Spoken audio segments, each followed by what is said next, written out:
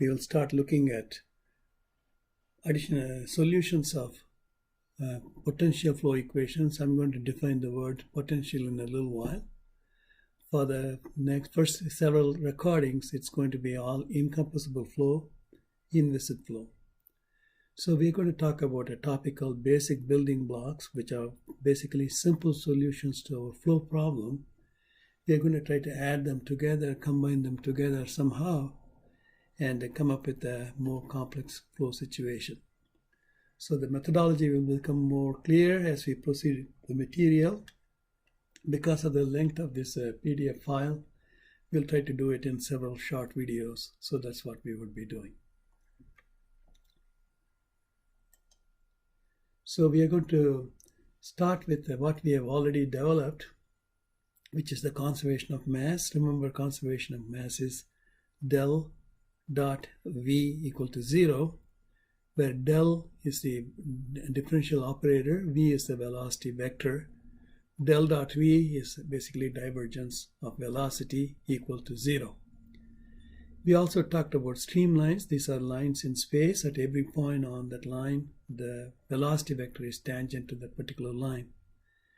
We also talked about how to quantify the angular velocity of a group of particles. And we also mentioned that vorticity is a vector, which is simply twice the angular velocity. We also integrated the governing equations, conservation of mass, conservation of momentum, which is called an Euler equation along a streamline, to get something called the Bernoulli equation. So Bernoulli equation, we derived it with and without gravity forces. So we know all of these things. So this is the foundation on which we are building everything.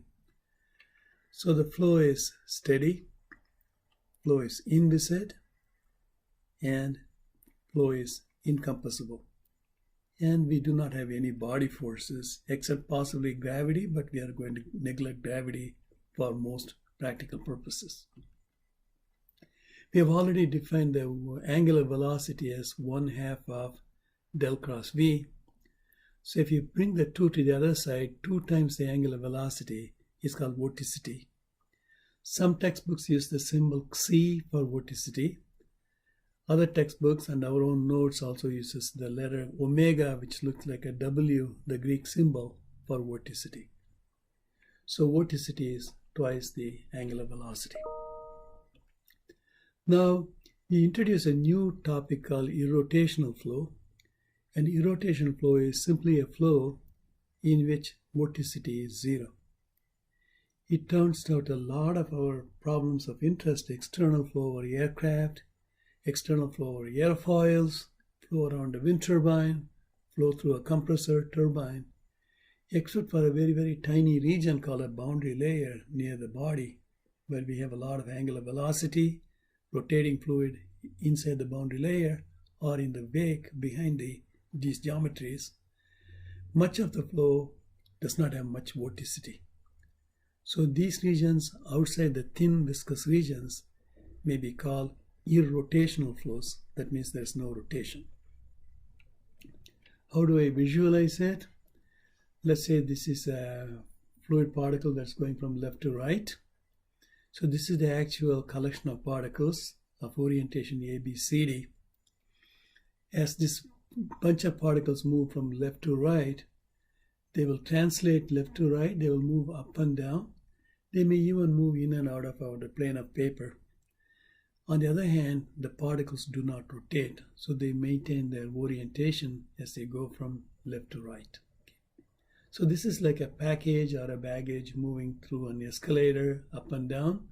You would see in Delta, for example, when it comes off the airplane, it'll move on the escalator. Your suitcase, it won't rotate at all until at the very end, when you're ready to pick it up, it'll dump on the ground and dump all its contents. So anyways, irrotational flow has got no angular velocity. Since curl velocity, vorticity is del cross V, if velocity is defined as a function called del of phi, where phi is a velocity potential, then del cross V is del cross del phi, which is a curve of a gradient, is 0. So in irrotational flow, we can define a velocity as a gradient of a function phi, because the curl of that velocity would be zero by definition. If we break this into Cartesian components, it's u, v, and w would be the x, y, and z component of this gradient of the function phi. Now let's apply conservation of mass du dx, which is the second derivative of phi with respect to x, dv dy, which is second derivative of phi with respect to y, dw dz, which is the second derivative of phi with respect to z. When you add them together, you'll get d squared by dx squared operating on phi, d squared by dy squared operating on phi, d squared by dz squared operating on phi equal to 0. So this is called a Laplacian operator. Therefore, this equation is called a Laplace's equation. So in incompressible irrotational flows, whether it's a 2D or 3D, we can define a velocity potential, and then the velocity potential satisfies a very nice linear equation. Linear, unfortunately, a partial differential equation. I say unfortunate because it's not easy when you have a ODEs. Now we are talking about PDEs, which are multivariable problems. How about in 2 dimensions? You could also define a function called a stream function called psi. Let's say you define a psi as d psi dy is u component of velocity minus d psi dx is the v component of velocity. Then du dx from the conservation of mass, the first term is d squared psi dx dy. dv dy in the second term in conservation of mass is negative of d squared psi dx dy. So when you add du dx plus dv dy, it'll add up to 0. So in 2 dimensions, this definition satisfies the conservation of mass. Now let's say it's irrotational. That means du dy minus dv dx equal to 0. du dy will produce this quantity. Minus of dv dx will produce this quantity. So together they form Laplace's equation, but only in 2 dimensions. Therefore, stream function exists only in 2 dimensions. It also exists in axisymmetric flow with slightly different definition. On the other hand, the velocity potential exists both in 2 dimensions and 3 dimensions. Therefore, when we start talking about aircraft, wings, fuselage, we will more or less talk about velocity potential. But when you just talk about aerofoil, cylinder, some simple 2D problems, you could get by using velocity stream function as the primary unknown. This is a Cartesian equation. This is a Cartesian operator, but this is a vector operator. So you could find an analogy of this in other coordinate systems, cylindrical, spherical, any orthogonal coordinate system. For example, in a polar coordinate system, del squared phi equal to 0 will become like this. Del squared psi equal to 0 will become like this. These things you can look up in Wikipedia or in vector calculus books. So we are basically solving this equation in a cylindrical polar coordinate system. We are solving this in a Cartesian coordinate system. We are solving this in a 3-dimensional Cartesian coordinate system. Now, polar coordinate system, we are going to deal with it a lot. Therefore, it makes sense to come up with some refresh our memory. Let's say you have a point called P in an XY plane. In 2D, that point P will be defined by X and Y coordinate positions. In a polar coordinate system, you'll draw a radial line from the origin to this point. So this is square root of x squared plus y squared, so we call it as r. Then we'll call this angle as theta. Then x would be r times cosine of theta. Y would be r of sine theta. So this is a classical polar coordinate system.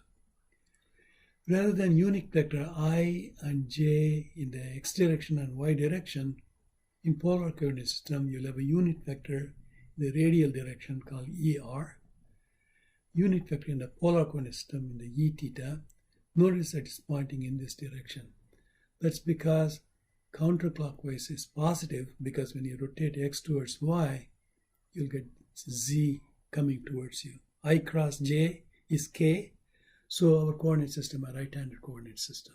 So E theta therefore is pointed in the counterclockwise direction rather than in the clockwise direction.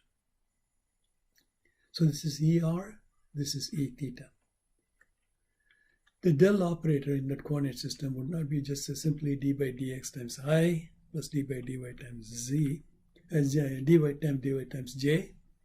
You'll have a distance here, but in the polar coordinate system, in the other direction, it's not just a delta theta, it's r times delta theta is the distance. So distance in this direction is r times delta theta. So that's why we get r times delta theta, unit vector in the theta direction, unit vector in the r direction.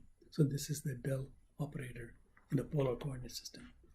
Some of these are labeled as recap because either you would have seen it in your undergraduate aerodynamics or you may have seen in vector calculus.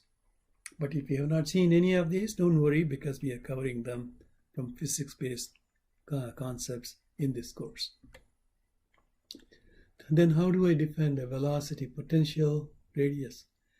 The radial component of velocity, that means the velocity along this direction, is v subscript r, is defined as gradient of phi with respect to r, derivative of phi with respect to r. Likewise, v theta is phi with respect to r delta theta. Okay, so it is in that direction. But the psi always has the opposite direction. Okay. Remember, you didn't have a x here, it had a y here, but when you use psi, whereas in 2D, in here, you had an x here. So psi and phi, in the denominator, you're going to have the opposite distance, and sometimes you're going to have a minus sign here. So in our polar coordinate system, likewise, this is the radial component of velocity. This is the tangent component of velocity. Notice that there's a minus sign here.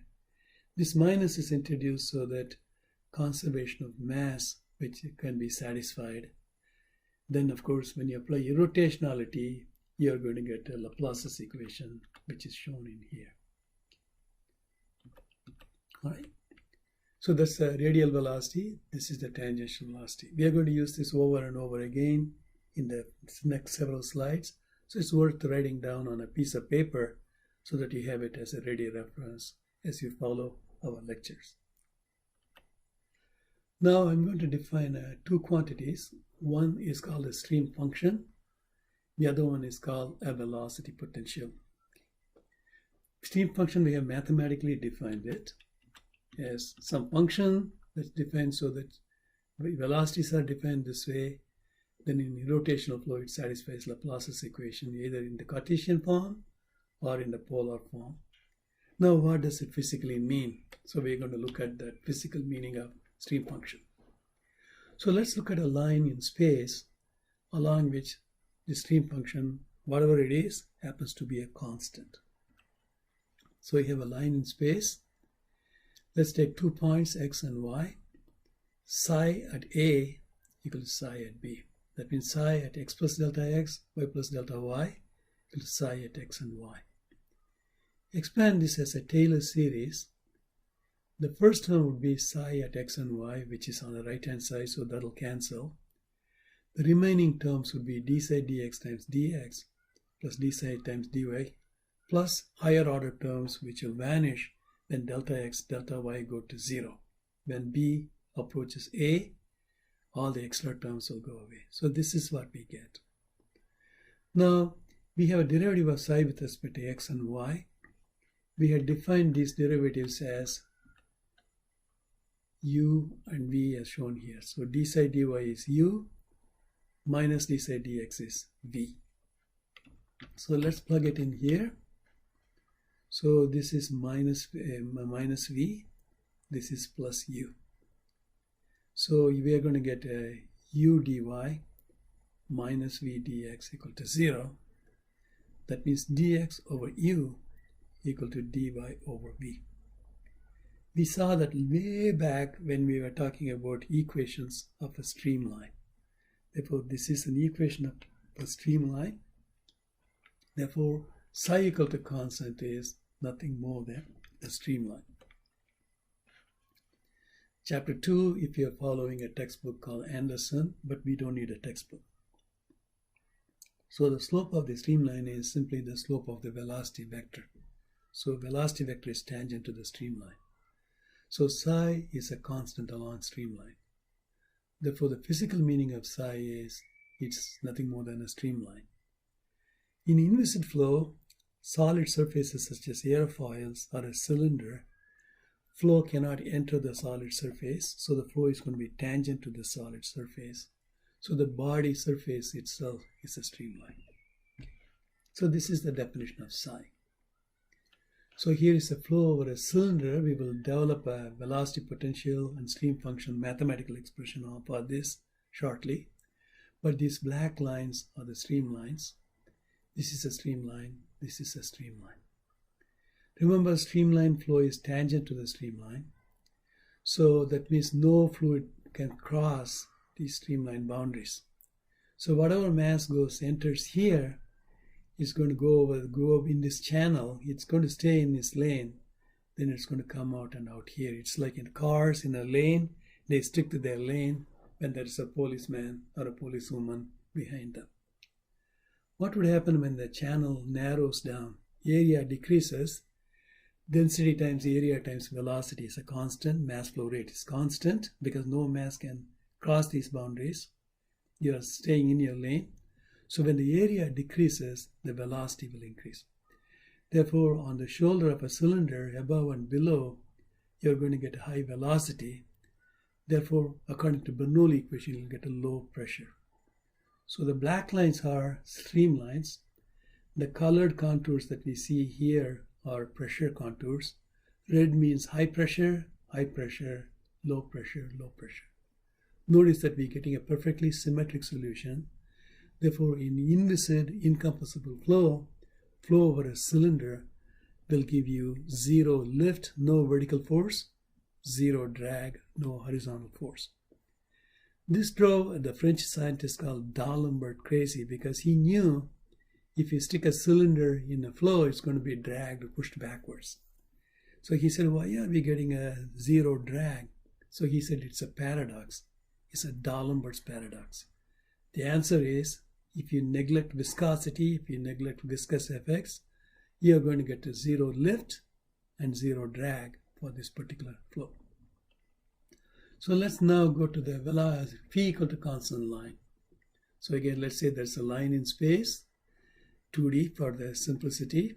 There are 2 points x and y on this phi equal to constant line. Therefore, phi at this point, x and y, must equal phi at x plus delta x and y plus delta y. Again, expanded by Taylor's series. The leading term is this number, so it'll cancel. So you'll get d phi dx dx plus d phi dy dy equal to 0. From our earlier slides, this is u, this is v. Therefore, you get u dx plus v dy equal to 0. Therefore, dy dx, which is the slope of this line, is negative of u over v. Remember, dy dx of the stream function is plus of v over u. So let's take a product of slope of a streamline and slope of a velocity potential. If you take the product of these two things, you get minus 1. That means these two lines must be perpendicular to each other. Therefore, it follows that streamlines are orthogonal to or perpendicular to phi equal to constant lines.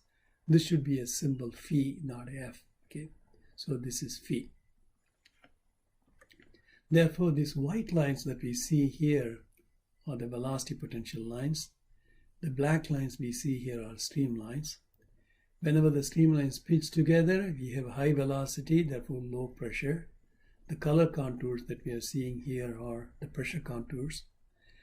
And this body produces zero lift, zero drag, inviscid flow, which is a contradictory to what happens in real flow. So D'Alembert was puzzled by this, so we call this a D'Alembert's paradox. So streamlines act like channels between fluid particles move. When the channel narrows, the velocity increases, pressure decreases, and vice versa. So Bernoulli equation says when the velocity increases, the pressure decreases. When the pressure increases, velocity decreases. Now we are going to go to other building blocks and saw other topics.